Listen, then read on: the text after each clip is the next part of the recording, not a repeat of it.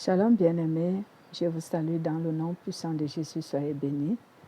Nous poursuivons notre thème, le combat spirituel. Je ne vais plus rappeler ici les chapitres, vous les connaissez déjà sur la première vidéo.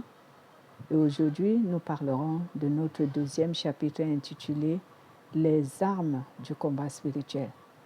Les armes du combat spirituel sont donc des éléments ici qui sont spirituels et qui nous permettent à ce que nous menions un bon combat, premièrement, mais aussi à ce que nous remportions la victoire. Donc, lorsqu'on parle du combat spirituel, on fait allusion aux éléments spirituels qui permettent à ceux qui pratiquent le combat spirituel de mener un bon combat et de remporter la victoire. Paul nous a dit dans son récit sur le livre de 2 Timothée, chapitre 4, versets 7 à 8, il nous a dit « J'ai mené le bon combat ». Donc ici, nous devons savoir que pour mener un bon combat et avoir la victoire sur ce combat spirituel, il faut combattre selon les règles. Car il n'y a pas de véritable combat sans qu'il y ait des règles. Si vous lisez 2 Timothée, toujours au chapitre 2, verset 5, vous allez trouver Paul dire qu'un athlète ne peut pas courir et remporter la victoire s'il ne court pas selon les règles. Donc nous aussi, dans notre combat spirituel, nous avons des règles qui ont été établies. Et si nous voulons donc mener un bon combat et remporter la victoire, nous devons donc connaître les règles de ce combat spirituel. C'est pour cela que celui qui pratique le combat doit se munir des armes adéquates qui lui permettent de mieux combattre et de remporter la victoire. Donc, bien-aimé, si tu t'es engagé dans un combat spirituel, si tu ne combats pas selon les règles, tu es déjà d'avance disqualifié. Si tu n'as pas non plus les armes adéquates pour ce combat, là aussi, tu es disqualifié. Parce que Jésus nous disait, je vais prendre cette parole de Jésus qui a un rapport avec ce que nous disons. Jésus nous disait, je crois, le livre de Luc chapitre 14, versets 30 à 33, où il disait, est-ce qu'un homme fort peut entrer dans la maison, est-ce qu'un être humain qui veut combattre un homme fort peut entrer dans la maison de l'homme fort et le combattre sans l'avoir d'abord neutralisé avant? Donc, en d'autres termes, cela veut dire que si tu veux aller au combat avec quelqu'un, ne vas-tu pas d'abord étudier comment cette personne, elle combat, comment elle lutte pour essayer de faire mieux que lui? Et cette même parole de Jésus dit, est-ce qu'un roi peut-il s'élever et aller combattre un autre roi, ou une nation peut-il se préparer en guerre contre une autre nation sans avoir préparé au préalable d'abord son armée, sans l'avoir formée, sans avoir les armes adéquates qui lui permettent d'affronter l'autre nation ou l'autre roi? Donc, ces choses se préparent, ces choses s'étudient, ces choses se mettent vraiment en place pour que l'on s'engage à la guerre, nous aussi. Est-ce qu'en venant en Christ, nous savions que nous aurons un combat spirituel? Certainement pas. La plupart d'entre nous sont venus en Christ sans savoir qu'on sera confronté à un combat spirituel. Mais déjà, nous sommes là. Et la parole de Dieu nous enseigne que le combat spirituel existe et qu'il faut que nous ayons les armes. Et en plus, il faut que nous combattions selon les règles. Alors, engageons-nous tout simplement à nous former pour tout cela. Alors, il faut donc que nous ayons des armes qui nous assurent la victoire. Et ces armes sont ici la connaissance de la parole de Dieu, la sainteté qui veut dire la sanctification, la foi, la prière et l'endurance dans les épreuves. Quand on parle de l'endurance dans leurs épreuves, ça englobe par exemple la patience, la fidélité, la loyauté. Tout cela est englobé dans, est lié à l'endurance. Donc, bien aimés, nous devons donc avoir ces armes, dont je vais réitérer ici. La connaissance de la parole de Dieu, elle est capitale. Bien aimé, tu ne peux pas combattre, faire un combat spirituel sans connaître la parole de Dieu. Tu n'auras pas la victoire. C'est pour cela que Dieu nous exhorte souvent à méditer la parole et apprendre à connaître la parole de Dieu. Quelqu'un m'a posé la question, mais comment? J'ai dit non. Il faut l'apprendre comme on apprend un résumé. Chacun de nous a sa méthode, mais c'est une méthode que je vous donne. Apprenez la parole de Dieu comme quelqu'un apprend un résumé. Quand nous étions à l'école primaire, par exemple, on apprenait des leçons. Les maîtres nous amenaient à réciter des leçons. Donc, apprends à étudier la parole de Dieu de manière à la réciter pour que tu puisses mémoriser. Le Saint-Esprit va t'aider à mémoriser ne serait-ce que quelques versets.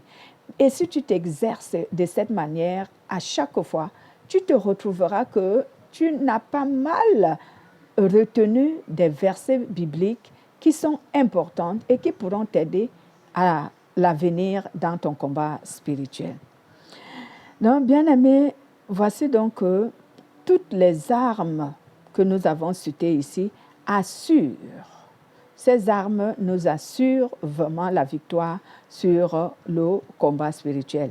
Et cela parce que ces armes donnent une bonne disposition, une meilleure attaque défensive et offensive des armes que nous avons.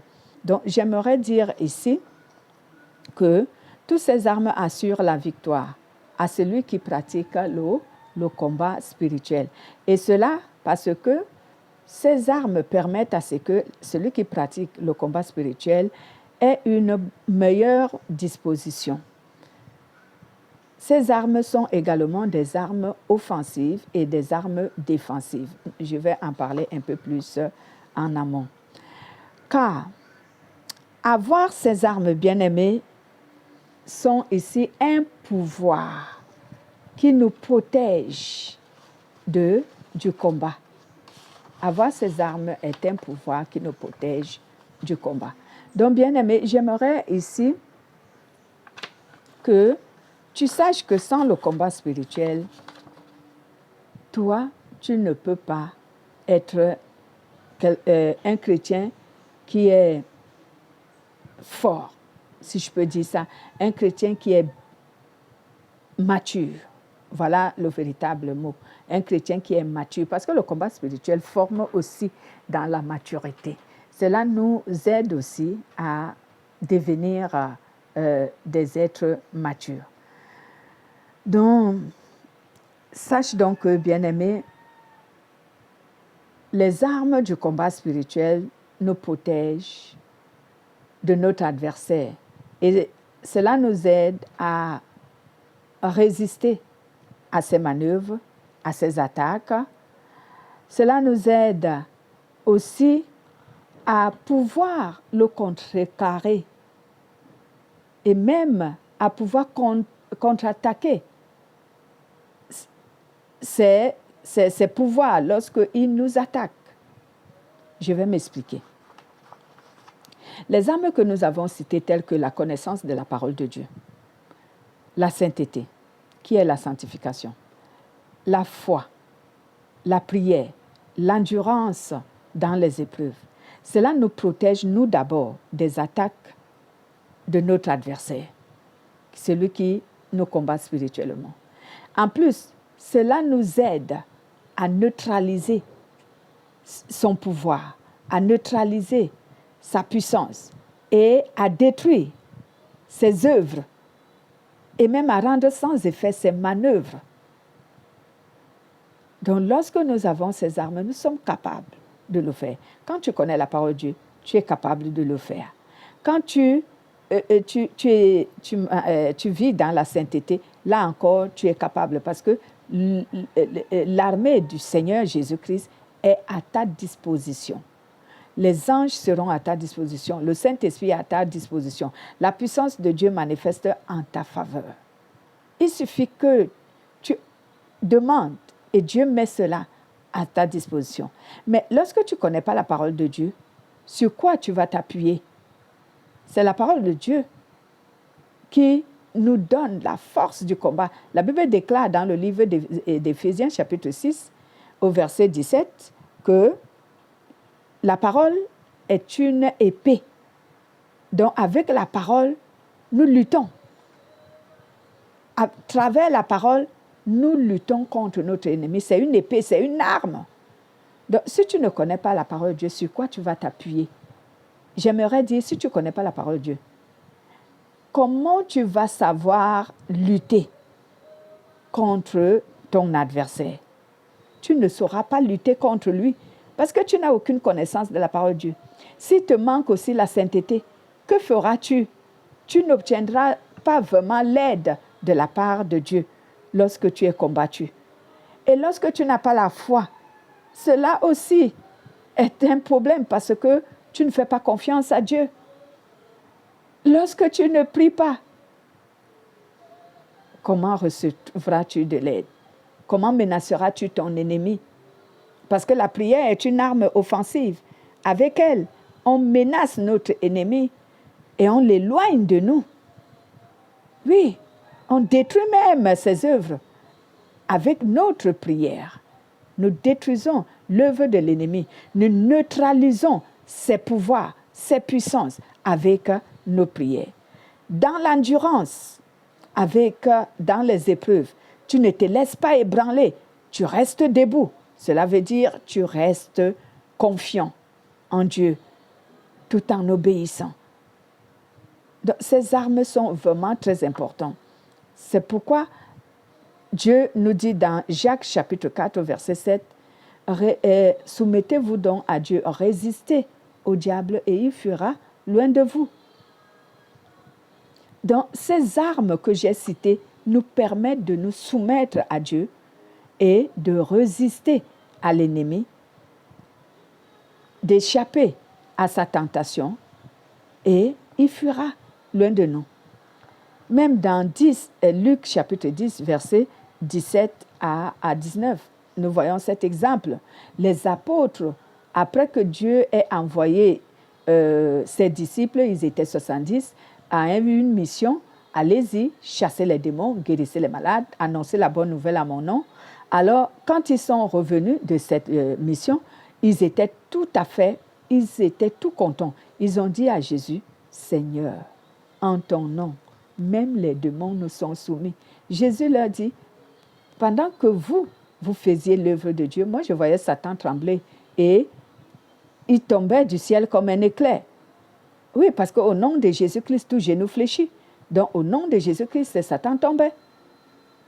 Donc, lorsque tu as ces armes et que tu les pratiques, tu t'en sers, se servir de ces armes telles que la connaissance de la parole de Dieu, la sainteté, la foi, la prière, l'endurance dans les épreuves, c'est une façon de dire que nous obéissons à Dieu, nous tenons ferme, nous faisons confiance à Dieu, nous nous sanctifions pour que tout nous soit favorable.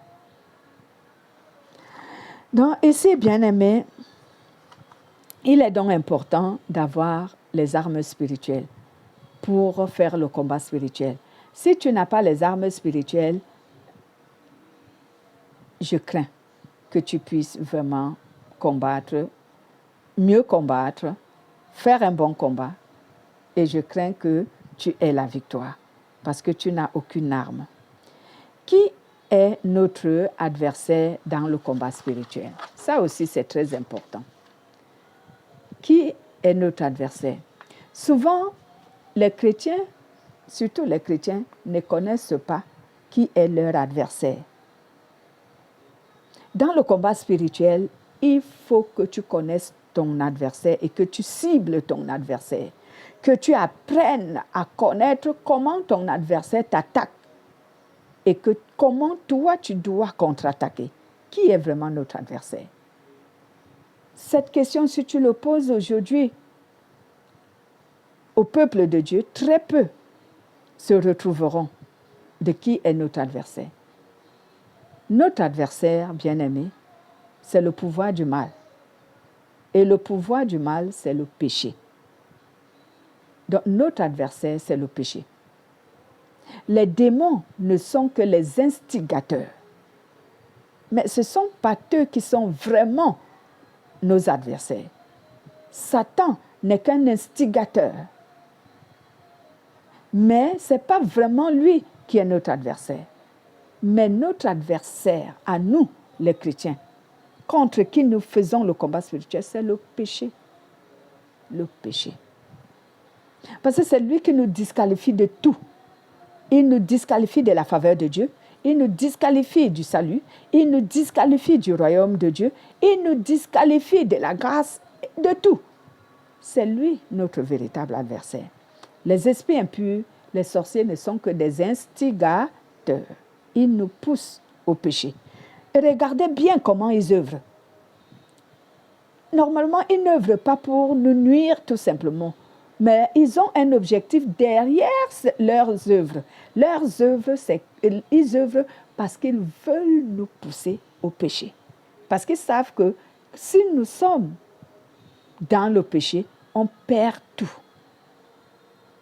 Donc, chaque œuvre d'un démon, de Satan ou d'un sorcier ou d'un adepte de Satan a pour objectif de nous pousser au péché. Peu importe ce qu'il fait. S'il te bloque dans un domaine ou dans un autre, prenons un exemple, si tu es bloqué dans un domaine ou dans un autre, que Satan ou ses démons ou ses adeptes ne veulent pas que tu accèdes ou que tu réussisses ou que tu aies la réussite dans ce domaine, c'est juste parce qu'il veut que tu emploies les moyens pécheurs pour parvenir. Si tu emploies les moyens pécheurs pour parvenir, alors lui, il est satisfait, il t'a gagné. C'est pourquoi il a tout compliqué. Mais demeurons sans utiliser les moyens frauduleux, les moyens pécheurs pour atteindre l'objectif. Parce que c'est pour cela que Satan nous bloque dans certains domaines. C'est pour cela que les démons œuvrent pour nous empêcher de réussir facilement ce que nous voulons. Parce qu'ils veulent que nous quittons la sainteté et nous servir des moyens pécheurs pour qu'enfin nous soyons disqualifiés de la grâce de Dieu, de la gloire de Dieu, de la lumière de Dieu, de la puissance de Dieu et de l'aide de Dieu. Bien-aimés, comprenez cette équation. Le seul objectif, c'est nous pousser au péché. C'est nous amener à pratiquer le péché. Ne l'oubliez pas dans le combat spirituel. Ne vous concentrez pas seulement à combattre les démons. Non, ils sont que des outils, ce ne sont que des outils, ce ne sont que des instruments. Le véritable adversaire, c'est le péché. C'est lui que vous devez empêcher d'atteindre votre conscience, votre cœur, votre âme et votre vie. C'est lui que vous devez mettre une barrière contre lui dans votre vie. Peu importe ce que les démons font, ils ne sont que des instruments. Satan n'est que l'instigateur et ses démons, ainsi que ses adeptes. Donc notre adversaire, c'est donc le péché bien-aimé, contre que nous devons lutter et combattre. Car le péché est le pouvoir du mal qui lutte contre la volonté de Dieu dans le cœur de l'homme. Et c'est lui, donc, notre adversaire. Vous pouvez voir, comme l'apôtre Paul a dit dans Éphésiens chapitre 6, versets 10 à 13, et vous me direz, mais il a cité au moins 4 ou 5 classes de démons contre qui nous devons lutter. Non, ce n'est pas ce que l'apôtre Paul voulait dire. Il n'a pas voulu dire que nous devons lutter contre ces démons. Il a voulu dire que ce que nous pouvons faire, c'est détruire les œuvres de ces démons. Donc, c'est pas parce que tu ne peux pas lutter contre un démon. Tu seras égaré et tu seras dans la distraction. Et c'est son objectif. C'est même encore cela, l'un des objectifs de Lucifer, des démons. Ils veulent nous distraire.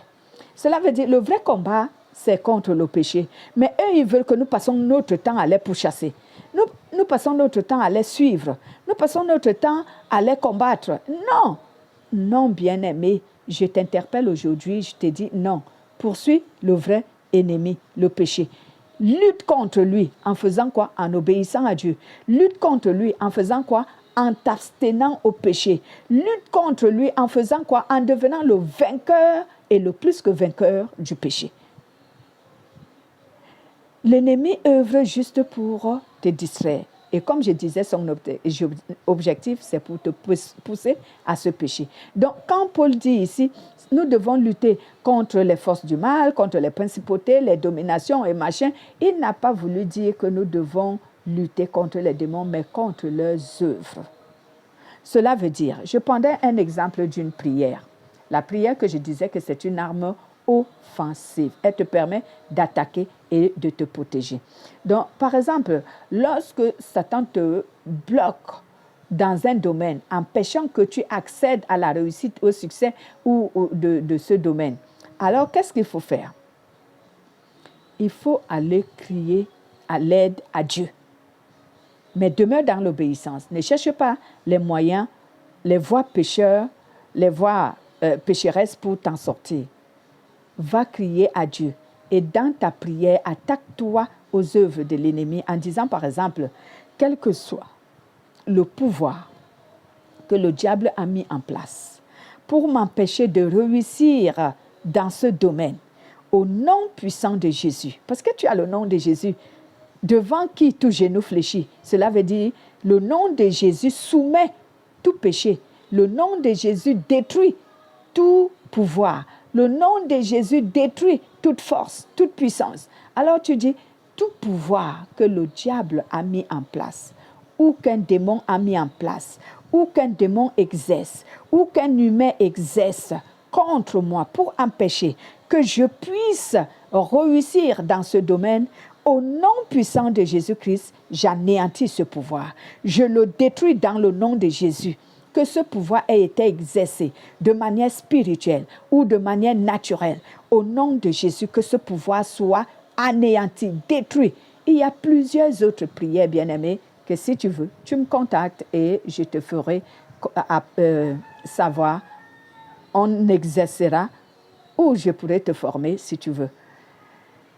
C'était un exemple de comment tu peux neutraliser les œuvres de l'ennemi. Ce sont les œuvres de Satan que Paul dit ici qu'on doit détruire, qu'on doit lutter contre cela, mais pas contre lui-même. Parce que contre lui-même, tu ne peux pas, quand je dis tu ne peux pas, je ne dis pas qu'on n'a pas le pouvoir, mais je dis c'est un perd-temps, c'est une distraction. Si tu te limites tous les jours à envoyer le feu aux démons, envoyer le feu à Satan, tu es dans la distraction. Tu es dans la distraction, tu n'arriveras pas à atteindre l'objectif. Obéis à Dieu. Et recommande à Dieu ton sort pour qu'il vienne lui-même mettre de l'ordre sur ce que Satan a détruit. Parce que Dieu le fait. Son armée est là, les anges sont là pour ça. Voilà. Maintenant, bien-aimé, sache donc que tu as les armes défensives et offensives. La prière est une arme offensive.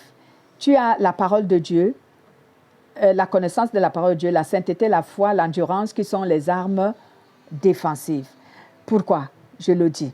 Donc, les armes défensives servent à la prévention et à la protection. Ils nous protègent de quoi? Du péché. Et nous devons donc développer cela en exerçant chaque jour la sainteté, en exerçant chaque jour la sanctification, en exerçant chaque jour l'obéissance, la crainte de Dieu, en s'éloignant de plus en plus du mal. Même si nous sommes tentés, si nous avons la sainteté, la connaissance de la parole de Dieu, on saura comment s'y prendre pour éviter de se soumettre au péché.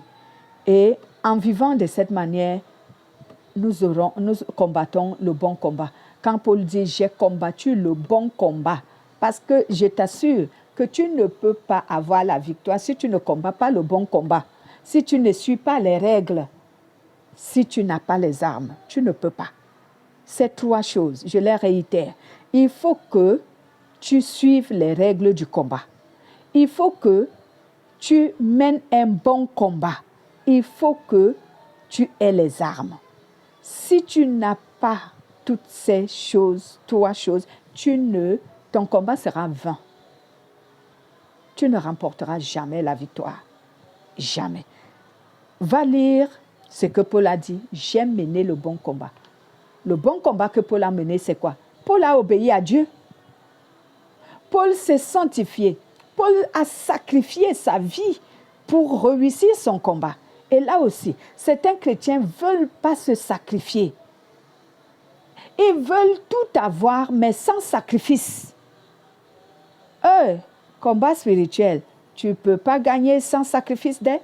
Tu ne peux pas. Bien-aimés, faisons le combat comme il se doit. S'il y a des choses que Dieu te demande à sacrifier, et tout ce que nous sacrifions, c'est souvent ce qui nous conduit au péché. C'est ce que Dieu dit, sacrifie ça. Si tu avais un avantage de la vie, un avantage par exemple qui te facilitait la vie, mais que cela était l'origine d'un péché, Dieu te dit abandonne. Je prends un exemple. Un chrétien qui combat par exemple un mari de nuit, mais qui vit dans la fornication. Qu'est-ce que tu as sacrifié? Tu n'es pas chaste. Tu vis dans la fornication, mais tu veux vaincre le mari de nuit? Tu ne peux pas. Tu es en train d'utiliser l'arme du mari de nuit parce que la fornication est un péché. Quitte la fornication. Entre dans la chasteté. Et alors, tu verras comment tu vas vaincre le mari de nuit. De plus en plus lorsque tu te sanctifieras. Voilà l'un des exemples que je donne souvent aux chrétiens. Que vous ne vous sacrifiez pas, mais vous voulez vaincre. Vous voulez réussir au combat. C'est impossible. Vous ne pouvez pas. De cette manière, vous ne pouvez pas. Parce que vous utilisez les mêmes armes que Satan. Le péché. Donc, par exemple, quitte la fornication. Entre dans la chasteté et laisse Dieu maintenant lutter en ta faveur contre le mari de nuit et tu seras délivré du mari de nuit.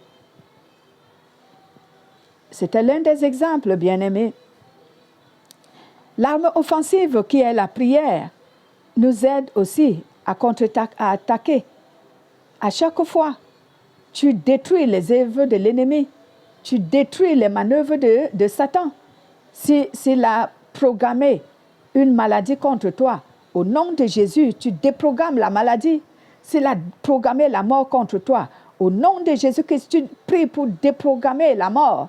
S'il a œuvré pour empêcher, comme je disais tantôt, que tu réussisses dans un domaine, au nom de Jésus-Christ, tu détruis toutes les paroles. N'oubliez pas que le combat spirituel est beaucoup plus la parole. Parole contre parole. Qu'est-ce qu'il y a eu au ciel? Au ciel, la guerre qu'il y a eu au ciel, bien aimé, il n'y avait pas une arme à feu là-bas, ni une arme blanche. C'était la parole contre la parole. La parole de la vérité, qui est le Christ, contre la parole du mensonge, qui est la ruse de Satan. Donc ici, tu dois aussi utiliser la parole de Dieu. Par exemple, tu récites un verset biblique qui est en rapport avec ta situation pour rappeler à Satan ce qu'il en est et pour rappeler à Dieu ce qu'il doit faire pour toi.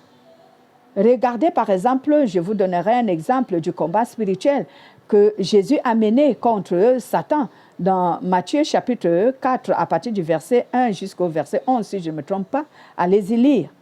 Et même, Paul nous dit dans le livre de 2 Corinthiens, chapitre 10, au verset 3 à 5, il nous dit, si nous ne combattons pas selon la chair, mais les armes avec lesquelles nous combattons sont spirituelles et la parole est spirituelle.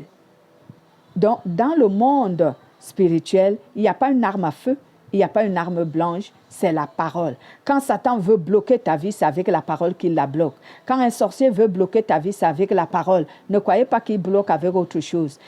ce que vous les voyez faire de manière naturelle, lorsqu'ils prennent les choses, les statuettes, les figurines, qu'ils les attachent et tout, ils attachent, certes, ils font tout ce qu'ils font avec ces figurines, ces objets, mais sans la parole, ces objets n'auront aucun pouvoir.